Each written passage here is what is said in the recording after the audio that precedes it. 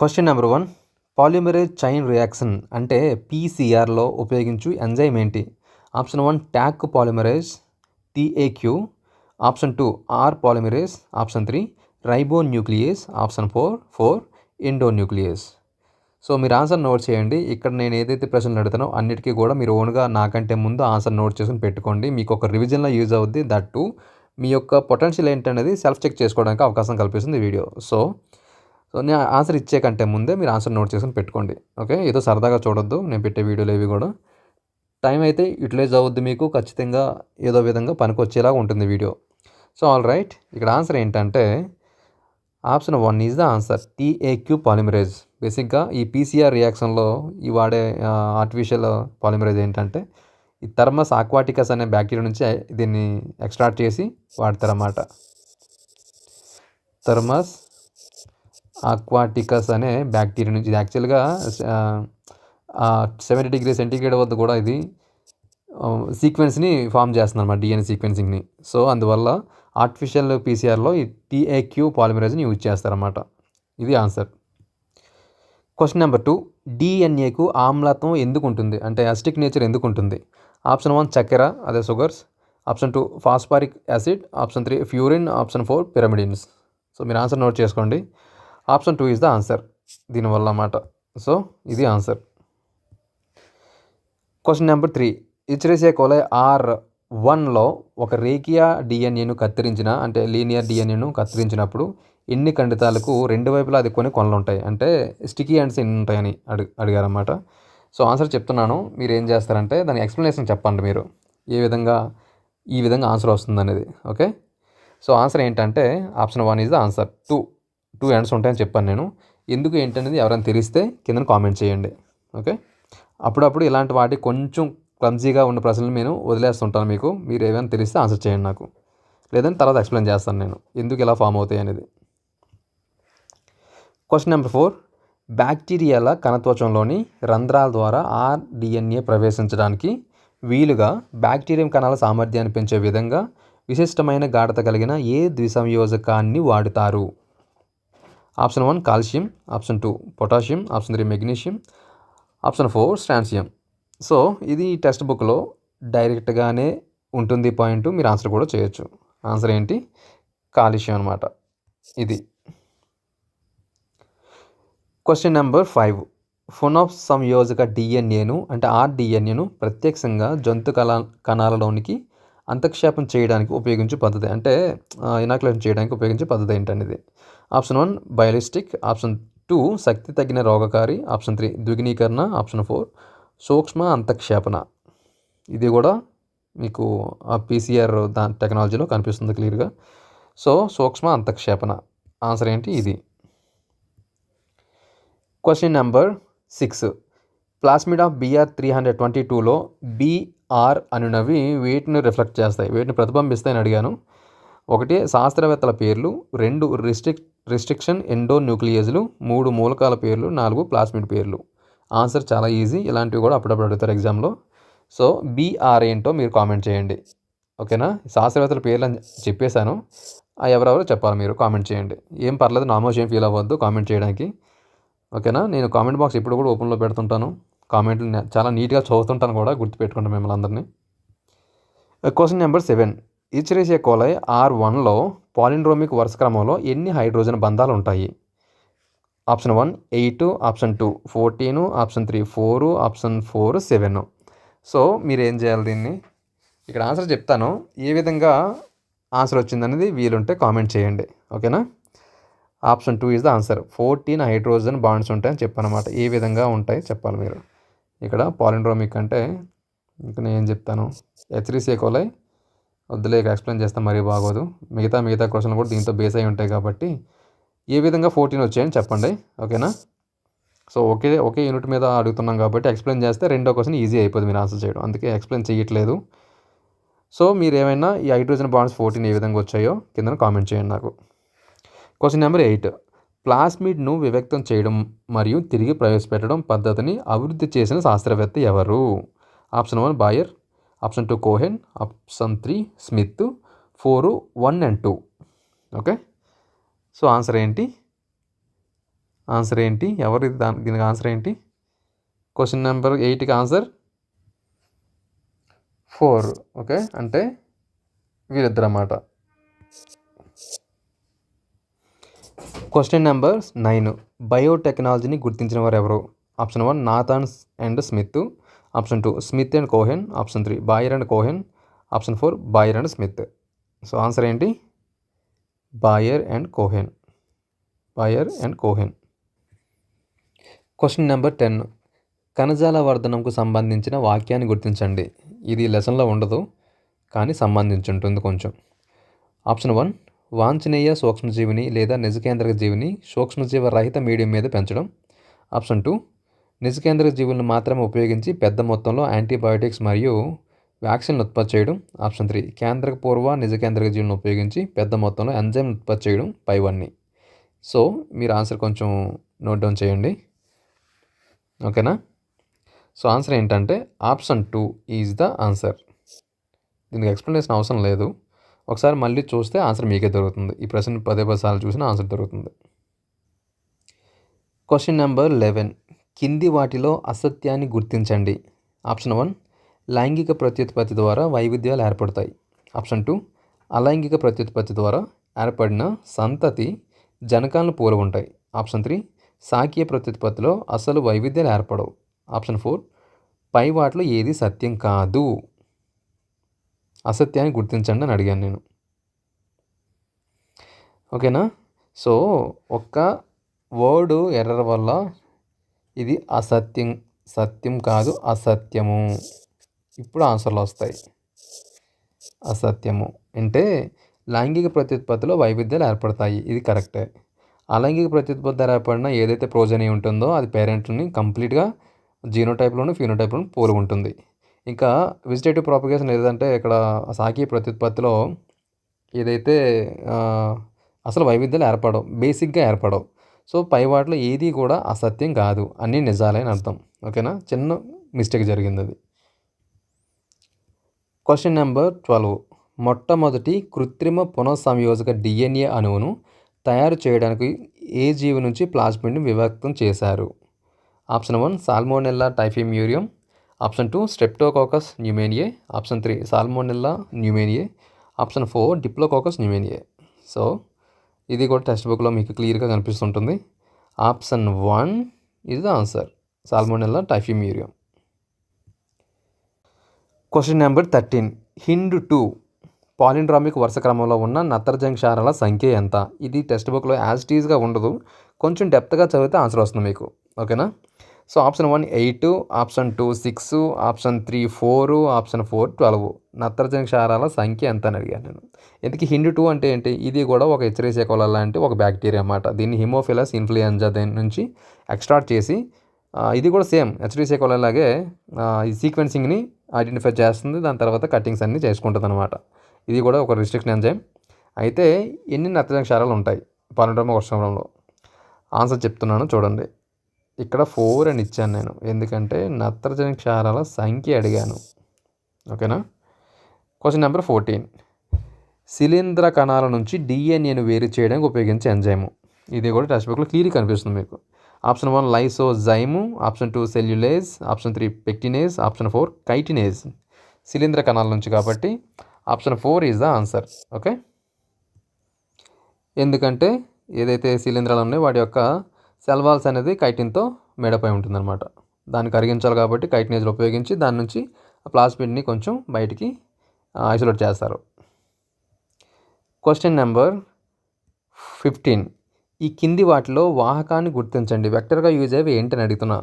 Option 1 ప్లాస్మిడ్లు, option 2 కాస్మిడ్లు, option 3 గామాఫాజులు, 4 5 అన్నీ. 5 అన్నీ ఏంటి? ఇక్కడ ప్లాస్మిడ్లు, కాస్మిడ్లు, గామాఫాజులు. సో ఆన్సర్ ఏంటి? ఇక్కడ ఉన్నవన్నీ కూడా వెక్టర్స్గా యూజ్ అవుతాయి. ప్లాస్మిడ్ అంటే తెలుసు, కాస్మిడ్ అంటే ఆన్సర్ చేయండి. ఇది ఒక హైబ్రిడ్ వెక్టర్ అన్నమాట, లైక్ బ్యాక్టీరియోఫాజ్లా ఉంటుంది. గామాఫాజ్ కూడా మీకు తెలిసిందే, లైటిక్ లైసోజెనిక్ సైకిల్స్లో ఉంటాయి అన్నమాట ఇవి. సో ఆన్సర్ ఏంటి? 5 అన్నీ. Question number 16.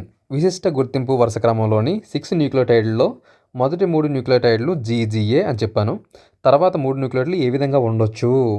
దీనికి మీకు పాలిండ్రోమిక్ వరుస క్రమం తెలిస్తే ఇది ఈజీగా వస్తుంది. ఓకే, ఇంతకీ పాలిండ్రోమిక్ అంటే ఏంటో చూద్దాం. అందుకంటే ముందు ఆప్షన్ చూసేద్దాం ఒకసారి. Option 1 TCC, option 2 GAT, option 3 AAT, ACT. ఓకేనా? ఒకవేళ మీరు ఓన్గా చదివినా లేదా ఎవరి దగ్గర నేర్చుకుని ఈ పాఠాన్ని కొంచెం బాగా నేర్చుకుంటే దీనికి ఈజీ అనమాట ఆన్సర్ చేయడం. ఇందుకే పాలిండ్రోమిక్ అంటే ఏంటి? మీకు DNA డబుల్ స్టాండర్డ్ DNAలో 5' to 3' నెక్స్ట్ స్ట్రాండ్లో దానికి ఆపోజిట్గా 5' to 3' ఈ విధంగా ఉంటుంది. ఒక పాలిండ్రోమిక్ సీక్వెన్స్ అంటే ఒక 6 న్యూక్లియోటైడ్స్ ఉంటాయి. దాంట్లో ఫర్ ఎగ్జాంపుల్ ఎటువైపు నుంచి చదివినా సరే ఒకే రకమంగా, అంటే ఫార్వర్డ్ డైరెక్షన్లోను బ్యాక్వర్డ్ డైరెక్షన్లో కూడా ఒకేలా కనిపించాలి. మీకు బాగా పరిచయం ఉన్న ఒకటి ఏంటంటే వికట కవి మలయాళము అని తెలుగులో చదువుకొని ఉంటారు కదా. సో ఇక్కడ కూడా అంతే, బేస్ పేర్స్ అనేవి ఫస్ట్ స్ట్రాండ్లో GAATTC అని ఉంటాయి. దీనికి ఆపోజిట్ డైరెక్షన్లో వచ్చిన బ్యాక్వర్డ్ ఇది ఈ స్ట్రాండ్లో సైటోసిన్కి గ్వానిను, థైమిన్కి అడినిను, థైమిను ఈ విధంగా ఫామ్ అవుద్ది. సో ఇప్పుడు చదవండి, 5' to 3' చదివేటప్పుడు GAATTC వచ్చింది. బ్యాక్వర్డ్ డైరెక్షన్లో ఇంకో స్టాండ్లో దానికి ఆపోజిట్ ఉన్న స్టాండ్లో GAATTC. ఓకేనా? ఇప్పుడు మనం ఏం అడిగానంటే ఒక పాలిండ్రోమిక్ సీక్వెన్స్ అంటే ఇక్కడ 6 న్యూక్లియోటైడ్ అన్నాం కదా, అయితే ఇక్కడ 5' ఇటువైపు 3' తీసుకుందాం, ఇటువైపు 5' to 3'. సో మీరు ఏం చేయాలంటే నేనేమి ఇచ్చాను, GGA ఇచ్చాను, నెక్స్ట్ 3 ఏంటి అని అడిగాను. సో ఈ ఉన్నదానికి ఆపోజిట్ డైరెక్షన్లో వచ్చిన స్టాండ్లో వీటికి న్యూక్లియోటైడ్ యొక్క బేస్ పెయిర్ని మనం మ్యాచ్ చేద్దాము. అడినిన్కి థైమిను, గ్వానిన్కి C అండ్ C ఈ విధంగా వస్తుంది. సో మనం ఇప్పుడు ఏంటి ఇందాక చెప్పినట్టు పాలిండ్రోమిక్ సీక్వెన్స్ అంటే ఎటువైపు నుంచి చదివినా సరే ఒకే విధంగా కనిపించాలి. ఒకవేళ ఇది ఏదైతే థైమిన్ సైటోసిన్ని ఇక్కడ మ్యాచ్ చేసుకుంటే వీటికి వచ్చేది ఏమవుద్ది, సైటోసిన్కి గ్వానిను A. ఓకేనా? ఇప్పుడు మీరు చూస్తే 5' to 3' GAATCC అని వచ్చింది. బ్యాక్వర్డ్ డైరెక్షన్ చదివినప్పుడు GAATCC సరిపోయింది కదా. సో ఈ విధంగా మీరు ఎలాంటి ప్రశ్న అడిగినా సరే చెయ్యొచ్చు ఈజీగా. క్లియర్ కదా? సో ఆన్సర్ ఏంటి, TCC. Question number 17. ఈచరిసియా కోలాయ్ కణద్రవ్యంలో బ్యాక్టీరియోఫాజులను వృద్ధి నిరోధించే ఎంజైమ్లు ఏవి? ఆప్షన్ 1. అయ్యో ఆప్షన్ 1 అనేది ఎగిరిపోయిందే. ఆప్షన్ 1 ఏమై ఉంటుంది, మిథైలేజ్లు. ఓకే, ఇది ఒక టైప్ ఎంజైమ్స్ అనమాట. సో హెచ్రీసియా కోలాయ్ కణద్రవ్యంలో బ్యాక్టీరియోఫాజుల యొక్క వృద్ధిని నిరోధించే ఎంజైమ్స్ ఏంటి? హెచ్రీసియా కోలాయ్ అనేది దీనిలో బ్యాక్టీరియోఫాజ్ వైరస్ అనమాట. దీన్ని నిరోధించాలంటే దానిలో ఏమి ఉండాలి? మిథైలేజ్లు ఆప్షన్ 1 అని చెప్పాను, ఆప్షన్ 2 మాలిక్యులర్ సిజర్స్ అన్నాను, ఆప్షన్ 3 యాంటీబయాటిక్లు, ఆప్షన్ 4 1 and 2. ఓకేనా? సో ఇక్కడ 2 కూడా ఉంటాయి. హెచ్రీసియా కోలాయ్లో ఒక 2 రకాలైన ఎంజైమ్స్ కనుగొన్నారు కదా, ఆ 2 ఏంటి, ఒక మాలిక్యులర్ సిజర్స్ ఇవే రెస్ట్రిక్షన్ ఎంజైమ్గా పనిచేస్తుంటాయి, అలాగే మిథైలేజ్లు కూడా. అంటే మిథైలేజ్ ఒకవేళ DNA కానీ ఉన్నప్పుడు ఆ DNA అనేది చాలా స్టేబుల్గా ఉంటుందన్నమాట. Question number 18. రిస్ట్రిక్షన్ ఎంజైమ్లు ఏ తరగతికి చెందును? వెరీ ఈజీ, చూడగానే ఆన్సర్ చేయొచ్చు. Option 2 is the answer. న్యూక్లియేజ్లు అంటే న్యూక్లిక్ ఆమ్లాలు, RNA DNA వీటిని కట్ చేసే ఎంజైమ్లు, వీటిని రక్షించే ఎంజైమ్లు న్యూక్లియేజ్ తరగతికి చెందినవి అన్నమాట. ఓకేనా? అందువల్ల వీటిని న్యూక్లియేజ్లు అంటాము. Question number 19. ఏ లక్షణంలో ఎక్సోన్యూక్లియేజ్లు ఎండోన్యూక్లియేజ్లతో విభేదిస్తాయి? ఆప్షన్ 1. DNAను ముక్కలుగా కత్తిరించడము, DNAను ఒక ప్రత్యేక స్థానంలో కత్తిరించడం, DNA చివరిలో న్యూక్లియోటైడ్లను కలపడం, DNA చివరిలో న్యూక్లియోటైడ్లను తీసేయడం. అంటే ఇక్కడ ఏం అడిగాను నేను, ఏ లక్షణంలో ఎక్సోన్యూక్లియేజ్లు ఎండోన్యూక్లియేజ్లతో విభేదిస్తాయని అడిగాను. సో ఆప్షన్ ఇక్కడ స్ట్రైట్గా కనిపించేది DNA చివరిలో న్యూక్లియోటైడ్లు తీసివేస్తాయి అన్నమాట. ఎక్సోన్యూక్లియేజ్లు అంటే ఇక్కడ DNA డబుల్ స్ట్రాండ్స్ ఉంటాయి కదా, ఇక్కడ ఉన్న న్యూక్లియోటైడ్స్ ఏవైతే ఉన్నాయో వీటిని తీసి పక్కన పెడతాయి, వీటిని మాత్రమే. వీటి వల్ల బ్లంట్ ఎండ్స్ లాంటివి వస్తుంటాయి అన్నమాట. సో ఇది ఎండోన్యూక్లియేజ్లు ఆ విధంగా కాదు, ఎక్కడైనా ఒక స్పెసిఫిక్ లొకేషన్ మాత్రమే ఐడెంటిఫై చేసి ఆ ఏరియాలో కట్ చేస్తుంటాయి ఈ విధంగా. ఇవి ఎండోన్యూక్లియేజ్లు. ఎక్సోన్యూక్లియేజ్లు అంటే ఇంకా బోత్ ఎక్స్ట్రీమ్ ఎండ్స్లో ఏదైతే DNA ఎంత పొడవున్నా సరే ఆ ఎండ్లో ఉన్న న్యూక్లియోటైడ్ అంటే తెలిసిందే, sugar and phosphate and base, ఈ మూడింటిని ఇక్కడ నుంచి క్లియర్ చేసి పక్కన పెడతాయి. Question number 20. DNAలో ఏ బంధాలని మాలిక్యులర్ సిజర్స్ కత్తిరిస్తాయి? ఆప్షన్ 1 హైడ్రోజన్ బంధాలు, ఆప్షన్ 2 ఫాస్ఫోడైఎస్టర్ బంధాలు, ఆప్షన్ 3 1 and 2, ఆప్షన్ 4 హైడ్రోజన్ మరియు పెప్టైడ్ బంధాలు. మీరు ఆల్రెడీ చదివేసుకున్నారు కాబట్టి ఆప్షన్ 3 ఈజ్ ద ఆన్సర్. ఎందుకంటే ఇది డిఎన్ఏ అనుకుంటే మధ్యలో బేస్ పెయిర్స్ ఉంటాయి, దీనిలో షుగర్ అండ్ ఫాస్ఫేట్ ఉంటుంది. ఓకేనా, ఈ మధ్యలో ఉన్న హైడ్రోజన్ బాండ్స్ అనమాట. ఇది ముందు దీన్ని కట్ చేయాలి, దాని తర్వాత లోపల కట్ చేయాలి. సో దానివల్ల హైడ్రోజన్ బాండ్స్ అండ్ ఫాస్ఫోడైఎస్టర్ బంధాలు, ఈ ఫాస్ఫోడైఎస్టర్ బంధాలు అనేది దీనిలో ఉంటాయి, ఈ స్టాండ్లో ఉంటాయి.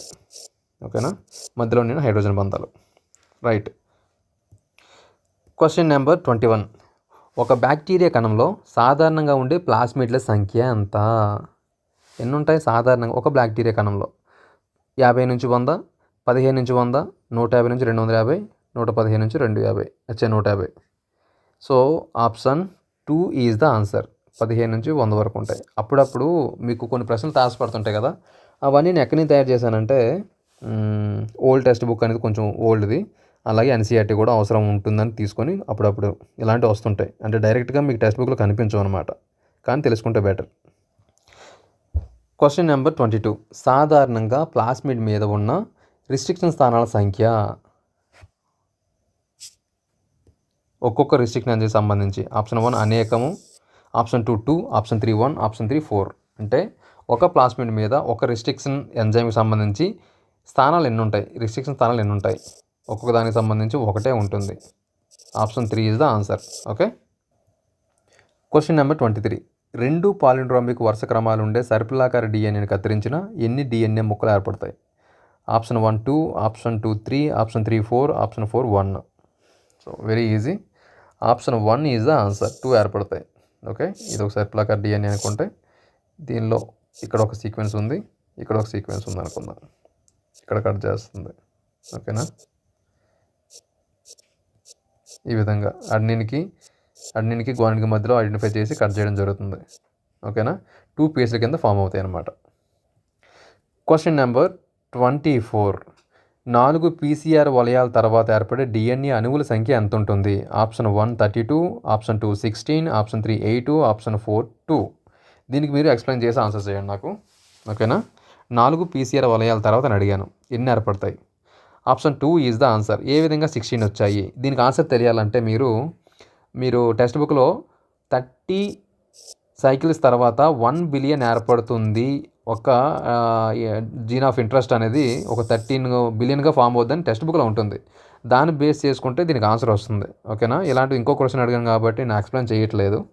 సో మీకు టెక్స్ట్ బుక్లో ఈ విధంగా ఉంటుంది, ఒక 30 సైకిల్స్ అయిపోయిన తర్వాత 1 బిలియన్ ఫామ్ అవుతాయి, వీటిని తర్వాత మళ్ళీ వేరే విధంగా ఉంటుంది. సో దాన్ని బేస్ చేసుకుని క్వశ్చన్ ఫ్రేమ్ చేయడం జరిగింది. Okay. So next question number 25. ఈ కోరిలో అంటే హెచ్రిసే కోలై R1లో గుర్తించు పాలిండ్రోమిక్ వరుస క్రమం పొడవు ఎంత? ఇది కొంచెం టఫ్ అనమాట. ఓకే, లెసన్ చెప్పినప్పుడు అంటే ఇది మీరు కంప్లీట్గా డిఎన్ఏని చూస్తే అర్థమవుద్ది. 20.4 యాంగ్స్ట్రామ్ యూనిట్స్ అనమాట. ఇది ఆన్సర్ ఏంటి? ఇది. Question number 26. ఈ కోరితో కత్తిరించిన డిఎన్ఏ ముక్కలోని అతుక్కునే కొనలోని అంటే స్టికీ ఎండ్లో జతకూడని నత్రజని క్షారాల సంఖ్య ఎంత? ఓకేనా, option 1 6, option 2 8, option 3 12, option 4 4. So answer ఏంటి దీనికి? నేను 4 అని అంటున్నాను, మీరు ఆన్సర్ చేస్తారా అంటే ఎక్స్ప్లెయిన్ చేస్తారా నాకు, లేదా నేనే చేయమంటారా? చూడండి, ఇక్కడ 4 వచ్చాయి.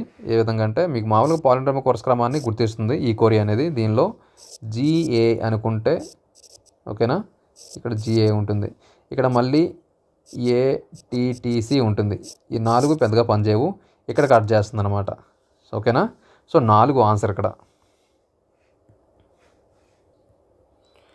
Question number 27.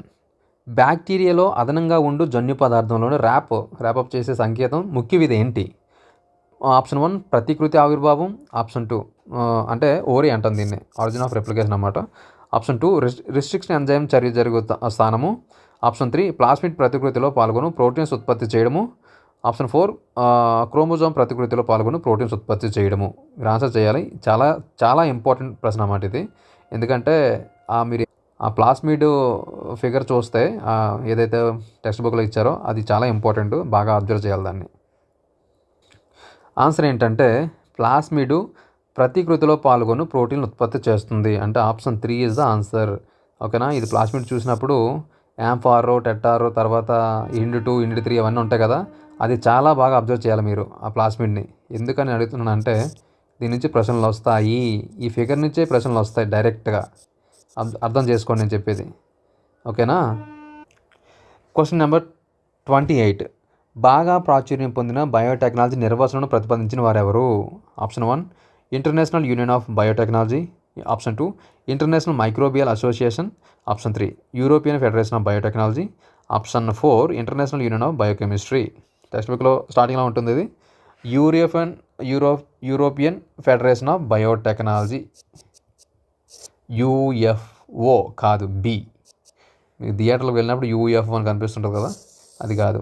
European federation of biotechnology. ఇది బయోటెక్నాలజీకి ఒక నిర్వచనం ఇచ్చింది. అది టెక్స్ట్ బుక్లో చాలా పెద్దదిగా ఉంటుంది, అంత చదవవసరం లేదు. Question number 29. జెనెటిక్ ఇంజనీరింగ్లో ఏ దశలో డిఎన్ఏ లైగేజ్ను ఉపయోగిస్తారు? ఆప్షన్ 1 జన్యుని విడదీయడం అంటే ఐసోలేట్ చేయడము. ఆప్షన్ 2 వాహకంలోకి అంటే వెక్టార్లోకి జన్యుని చొప్పించడము. ఆప్షన్ 3 ఆ డిఎన్ఏను అతిథేకణంలో ప్రవేశపెట్టడము. ఆప్షన్ 4 డిఎన్ఏను కత్తిరించడము. వెరీ ఈజీ, చూడగానే కనిపిస్తుంది. లైగేజ్ అనేది ఎందుకంటే బైండ్ చేయడానికి అనమాట. మనకి ఏదైతే జీన్ ఆఫ్ ఇంట్రెస్ట్ ఉందో దాన్ని అతికించడానికి పనికొస్తుంది. అంటే వాహకంలోకి జన్యును చొప్పించేటప్పుడు లైగేజ్ను ఉపయోగిస్తాం అనమాట. Option 2 is the answer.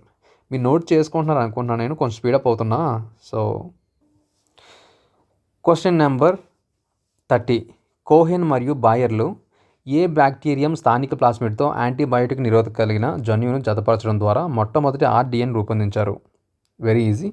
Option 1 E coli. Option 2 Salmonella typhimurium. Option 3 Diplococcus pneumoniae. Option 4 Haemophilus influenza. So easy, quite easy. Option 2 is the answer. Question number 31. కింది వాటిలో వీటిని అణుకత్తెరలు అంటాము. అణుకత్తెరలు మాలిక్యులర్ సిజర్స్ అని వీటిని అంటాము. ఎందుకంటాం పక్కన పెడితే వీటిని అంటాము. రిప్లికేషన్ ఎంజైమ్స్, లైగేజ్లు, రిస్ట్రిక్షన్ ఎంజైమ్లు, ట్రాన్స్పోసాన్స్. ఓకేనా? సో ఆన్సర్ ఏంటి?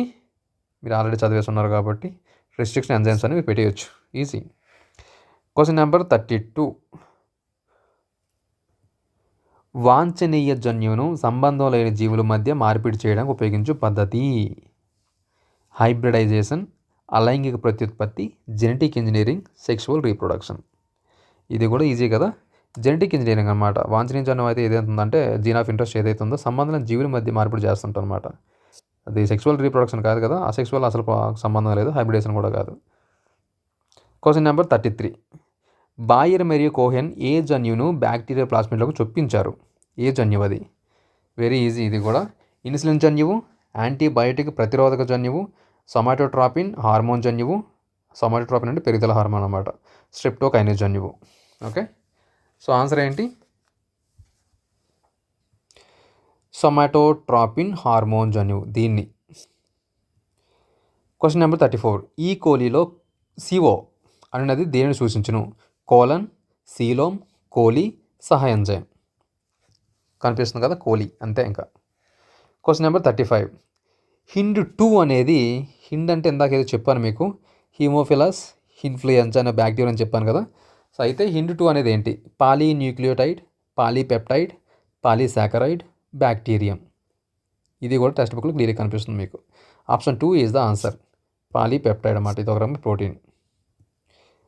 Question number 36. డిఎన్ఏ కొనలోని న్యూక్లియోటైడ్లను తొలగించే ఎంజైమ్ ఏది? కొనలోని అని అడిగాను, ఎండ్ అనమాట. Question option 1 E coli R1, HIND2, D N A ligase, exonuclease. D N A కొన అంటే ఎక్స్ట్రీమ్ ఎండ్స్ అనమాట. So option 4 is the answer. Question number 37. HIND2 enzyme గుర్తించు రిస్ట్రిక్షన్ స్థానంలో నత్రజని క్షారాల జతల సంఖ్య. జతలు 4 జతలు, 6 జతలు, 8 జతలు, 12 జతలు. ఆప్షన్ మీరు నోట్ చేసుకుంటే ఫాస్ట్గా చెప్తా. Option 2 is the answer. 6 జతలు.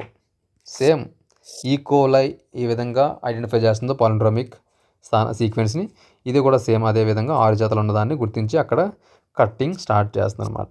క్లియర్? Question number 38. ఇంకొక 10 ఉన్నాయి. వాంఛనీయ జన్యువును అతిథేకణంలోకి రవాణా చేయడానికి ఉపయోగించినది ఏంటి? అణుకత్తెరలు, డిఎన్ఏ లైగేజ్, ప్లాస్మిడ్ వాహకం, ఓరీ జన్యువు. ప్లాస్మిడ్ వాహకం is the answer. Question number 39. Endonuclease ఎంజైమ్ని రిస్ట్రిక్షన్ ఎంజైమ్లను కూడా అంటారు. కారణం ఏంటి? బ్యాక్టీరియోఫేజ్ల అభివృద్ధిని బ్యాక్టీరియాలో జరగకుండా చేస్తాయి. డిఎన్ఏలోని వేరు స్థానంలో చర్య జరుపుతాయి. బ్యాక్టీరియోఫాజ్ ప్రతికృతికి ఉపయోగపడుతుంటాయి. డిఎన్ఏను కొన్ని ప్రత్యేక స్థానంలో మాత్రం కత్తిరిస్తాయి. ఎందుకంటారు రిస్ట్రిక్షన్ ఎంజైమ్స్ అని ఎందుకంటాము అని కారణం అడిగాను ఎండోన్యూక్లియేజ్ని. ఎందుకంటే ఆప్షన్ 1 బాగా చూస్తే ఆన్సర్ దొరుకుతుంది మీకు. బ్యాక్టీరియోఫాజ్లు ఏవైతే ఉన్నాయో వాటి అభివృద్ధిని బ్యాక్టీరియాలో జరగకుండా చేస్తుంటారు అనమాట. ఓకే, అందువల్ల రిస్ట్రిక్షన్. అంతేకాకుండా ఇక్కడ కొంచెం అన్నీ కూడా రిలేటివ్ ఉన్నట్టు అనిపిస్తుంది. తయారు చేసినప్పుడు ఆలోచించానా లేదా? Right, all right. So first one is the suitable answer for this particular question. Question number 40. ప్లాస్మిడ్ను వాహకంగా ఉపయోగించడానికి కారణాలు ఏంటి? ఆప్షన్ 1 ప్రతికృతి ఆవిర్భావం, అంటే ఇందాక చెప్పాను కదా, ఓరి అని. వర్ణం చేయదగ్గ మార్కర్ జన్యువులు ఉంటాయి. అలాగే రిస్ట్రిక్షన్ ఎంజైమ్లకు ఒకే ఒక గుర్తింపు స్థానం ఉంటుంది, పైవన్నీ. ఓకే, ఇవన్నీ ఉండడం వల్ల ప్లాస్మిడ్ వాహకంగా ఉపయోగిస్తాము. ఏదైనా ప్లాస్మిడ్ ఉందనుకుంటే అక్కడ ఓరి అనేది ఉంటుంది, అంటే అక్కడ ఆ రిప్లికేషన్ స్టార్ట్ అవుద్ది. దాని తర్వాత వర్ణం చేయదగ్గ మార్కర్స్ ఉంటాయి. ఈ మార్కర్స్ ఎందుకు ఉపయోగపడతాయి ఎవరైనా కామెంట్ చేయండి నాకు.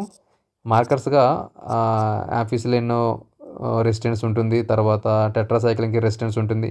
ఇవి ఎందుకు వీటిని తీసుకుంటారు ప్లాస్మిడ్లో చెప్పాలి, మీరు కామెంట్ చేయండి నాకు. అంతేకాకుండా రిస్ట్రిక్షన్ ఎంజైమ్స్ ఏవైతే ఉన్నాయో వాటికి ఒకే ఒక గుర్తింపు స్థానం కూడా ఉంటుంది. ఒకే గుర్తింపు స్థానం అంటే ఏంటి? పాలిండ్రోమిక్ సీక్వెన్స్ అనమాట. మరీ ఎక్కువ సీక్వెన్స్లు ఉన్నాయనుకుంటే ముక్కలు పిచ్చెక్కిపోతాం. క్లియర్? Question number 41. మొట్టమొదటి వేరు చేసిన రిస్ట్రిక్షన్ ఎండోన్యూక్లియేజ్ ఎంజైమ్ ఏది? HindIII, HindII, BAM-H1, ECO-R1. Okay, so option 2 is the answer. ఇదనమాట ఆన్సర్.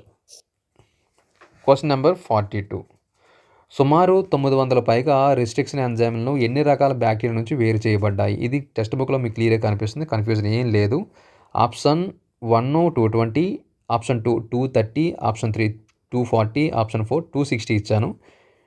230 బ్యాక్టీరియంస్ నుంచి 900 పైగా రిస్ట్రిక్షన్ ఎంజైమ్స్ను వేరు చేశారన్నమాట. Okay, question number 43. ECO-R1లో ఆర్ అనేది ఏంటి?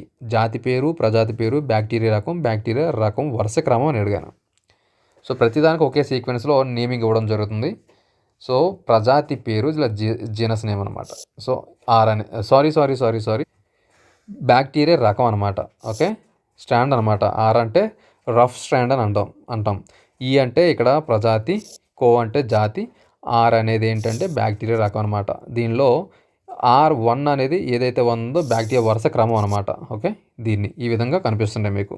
దీన్ని బట్టి మీరు ఏదైనా చేయొచ్చు. బ్యాక్టీరియా రకం అంటే ఆర్ అంటే ఇట్ డస్ మీన్ ఏంటంటే ఒక స్ట్రాండ్ నుంచి ఐసోలేట్ చేస్తారన్నమాట. దాన్ని రఫ్ స్ట్రాండ్ అంటాము.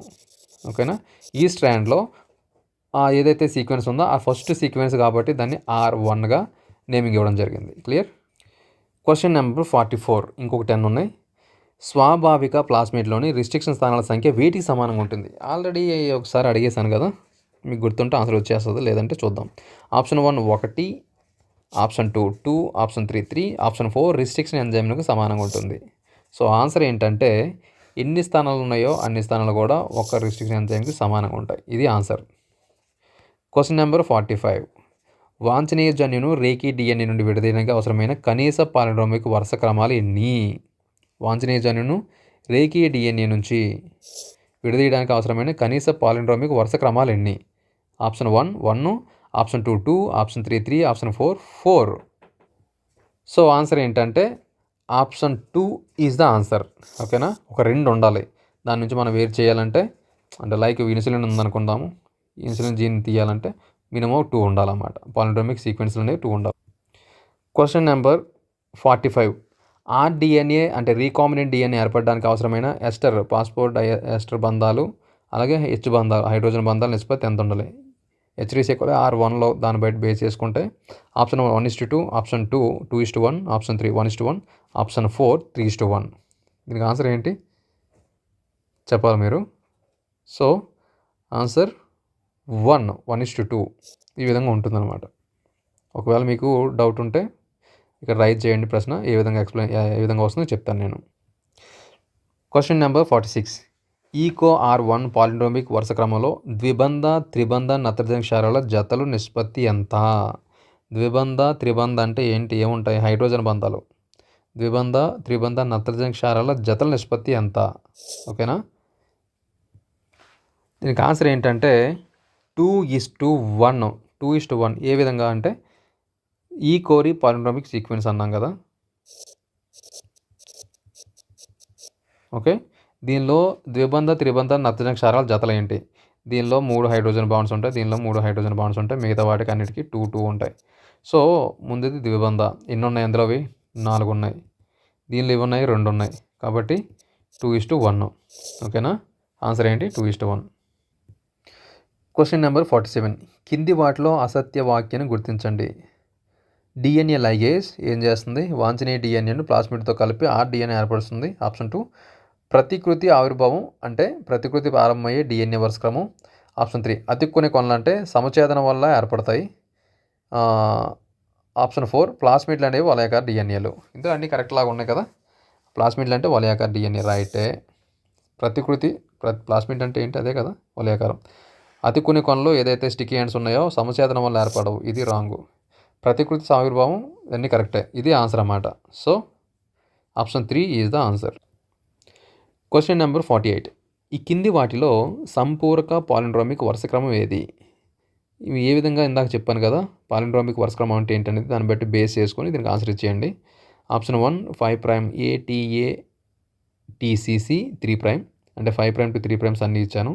CC GAAT GAA TTC already చాలాసార్లు మీకు ఎక్స్ప్లెయిన్ చేస్తూ ఉన్నాను కాబట్టి ఆన్సర్ ఈజీగా దొరికేస్తుంటుంది. So this is the answer for this specific question. Question number 49. రేఖీయ డిఎన్ఏ మీద 4 స్థానాలు ఎచరీషియా కోలై గుర్తింపు స్థానాలు ఉన్నవి.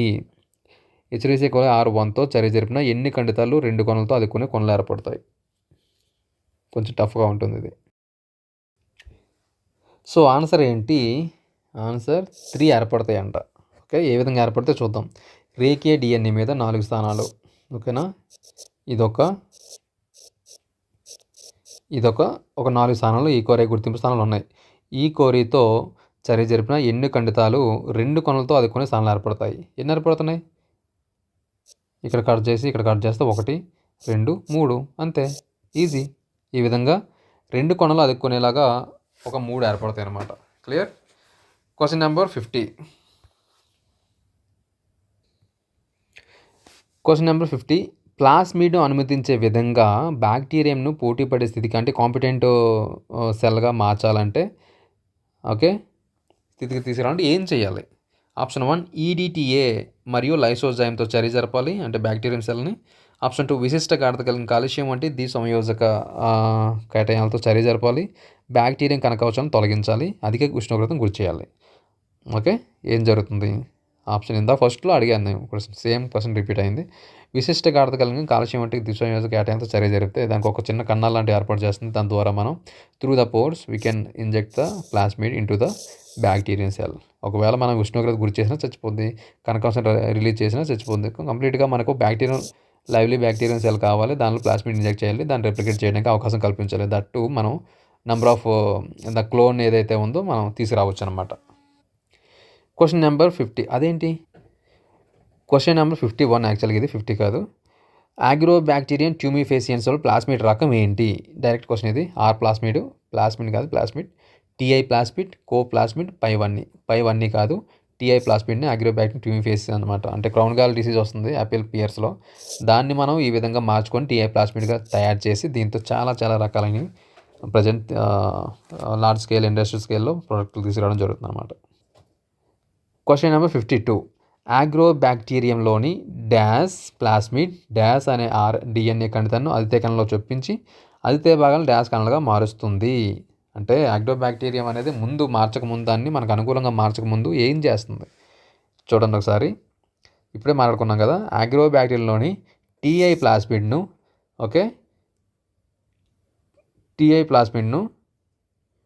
టీ అనే డిఎన్ఏ ఖండితాన్ని అదితే కణంలో చొప్పించి అదితే భాగాలను ట్యూమర్గా వ్రణాలుగా మారుస్తుంది. ఇది ఆన్సర్ దానికి. ఓకేనా. Question number 52. ఇది ఏంటంటే అసర్షన్ అండ్ రీజనింగ్ టైప్ అనమాట. కారణము ఇదనమాట. ఎక్సోన్యూక్లియోస్లో డిఎన్ఏ కొనాల చివరి నుండి న్యూక్లియోటైడ్ని తొలగిస్తాయంట. దానికి రీజన్ ఏంటి? ఎండోన్యూక్లియేజ్లు డిఎన్ఏను వివిధ స్థానంలో కత్తిరిస్తాయి. ఓకే. ఇక్కడ ఆప్షన్‌లో 4 ఇచ్చాను. ఇలాంటి ప్రశ్నలు అయితే డిఎస్సిలో ఖచ్చితంగా వస్తాయి చూడండి. ఏ మరియు ఆర్ అనునవి సరైనవే. ఆర్ అనేది ఏకు సరైన వివరణ. ఆప్షన్ 2 ఏ మరియు ఆర్ అనునవి సరైనవే. ఆర్ అనేది ఏకు సరైన వివరణ కాదు. ఆప్షన్ 3 ఏ సరైనది కానీ ఆర్ సరైనది కాదు. ఆప్షన్ 4 ఏ సరైనది కాదు కానీ ఆర్ సరైనదని అడిగాను. సో ఒకసారి చూద్దాము. ఎగ్జోన్యూక్లియస్లో డిఎన్ఏ యొక్క చివర్లు కత్తిరిస్తాయి, అంటే న్యూక్లియోటైడ్లు వేరు చేస్తాయి. కరెక్టే. ఏ కరెక్టే. ఎండోన్యూక్లియేజ్లు డిఎన్ఏను వివిధ స్థానంలో కత్తిరిస్తాయి. ఇది కరెక్టే. కాకపోతే ఒక స్టేట్మెంట్తో ఇంకో స్టేట్మెంట్కి సంబంధం లేదు. ఓకేనా? రెండు కరెక్ట్ ఇక్కడ. కాబట్టి ఏ మరియు ఆర్ అనేది సరైనవే. ఆర్ అనేది ఏకు సరైన వివరణ కాదు. క్లియరా? ఇలాంటి ప్రశ్నలకు ఆన్సర్ ఎప్పుడు తెలుస్తుంది అంటే టెక్స్ట్ బుక్లో ఉన్న ప్రతి లైను అవగాహన చేసుకొని ముందుకు వెళ్ళినప్పుడు క్లియర్గా తెలుస్తుంది. ఒక స్టేట్మెంట్కి ఇంకొక స్టేట్మెంట్కి సంబంధం ఉందా లేదా, లేదంటే డిపెండ్ అవుతున్నాయా, ఇండిపెండెంట్గా ఉన్నాయి, ఇవన్నీ తెలియాలంటే టెక్స్ట్ బుక్ని బాగా చదవాలి. అది కూడా కాంటెంట్ని డెప్త్గా నేర్చుకోవాలి. క్లియర్? క్వశ్చన్ నెంబర్ 53 ఏ అసెర్షన్ ఏంటి? జీవజన్యు పదార్థం మార్చిన ఎడల దాని దృశ్య రూపంలో మార్పు వస్తుంది. 6 జీవ ద్రవ్య రూపంలో మార్చడానికి డిఎన్ఏ టెక్నాలజీ ద్వారా మాత్రమే సాధ్యపడును అని అడుగుతున్నమాట. అంటే ఏదైతే జన్యు పదార్థం మారిస్తే దాని దృశ్యంలో మార్పు వస్తుందంట. ఓకే. ఇప్పుడు ఏ మరియు ఆర్ అనేది సరైనవి. ఆర్ అనేది ఏకు సరైన వివరణ. ఆప్షన్ 2 ఏ మరియు సేమ్ స్టేట్మెంట్ ఉన్నాయి కిందన ఆప్షన్ రూపంలో. సో ఇక్కడ స్టేట్మెంట్లు ఎంతవరకు కరెక్ట్ కాదని తెలుసుకుందాం.